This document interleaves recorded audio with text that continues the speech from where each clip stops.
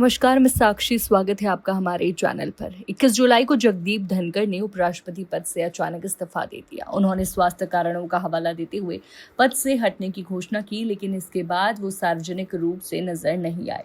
न मीडिया की बयान, न कोई तस्वीर, न कोई सार्वजनिक कार्यक्रम में उपस्थिति, बस एकदम खामोशी। ऐसे में विपक्षी दलों ने सवाल उठाने शुरू कर दिए कि आखिर धनखड़ कहाँ है? क्या वाकई सिर्फ स्वास्थ्य कारण थे या कोई और भी वजह? शिवसेना के नेता संजय राउत और राज्यसभा सांसद कपिल सिब्बल जैसे वरिष्ठ नेताओं ने इस पर तीखी प्रतिक्रिया दी। कपिल सिब्बल ने तो तंज कसते हुए कहा कि उन्होंने लापता लेडीज जैसी फिल्मों के बारे में सुना है, लेकिन लापता उपराष्ट्रपति जैसी स्थिति पहली बार देखी है। विपक्ष का कहना था कि संवैधानिक पद से हटने के बाद इतनी लंबी चुप्पी और गायब रहना ये सामान्य नहीं हो सकता। लेकिन अब इस पूरे मामले में बड़ा खुलासा हुआ है। सूत्रों के मुताबिक पूर्व उपराष्ट्रपति जगदीप धनखड़ फिलहाल वाइस प्रेसिडेंट एनक्लेव में ही रह रहे हैं।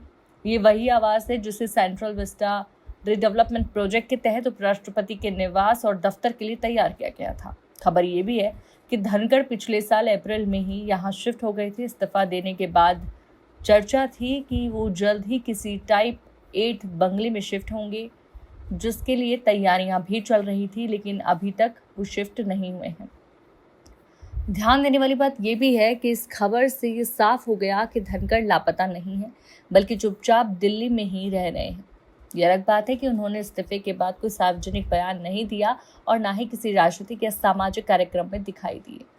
अब जब ये जानकारी सामने आई है तो विपक्ष के तमाम सवालों का जवाब भी मिल गया है। हालांकि इस पूरे घटनाक्रम ने कई राजनीतिक सवाल भी खड़े कर दिए हैं। क्या वाकई इस्तीफा सिर्फ स्वास्थ्य कारणों से था?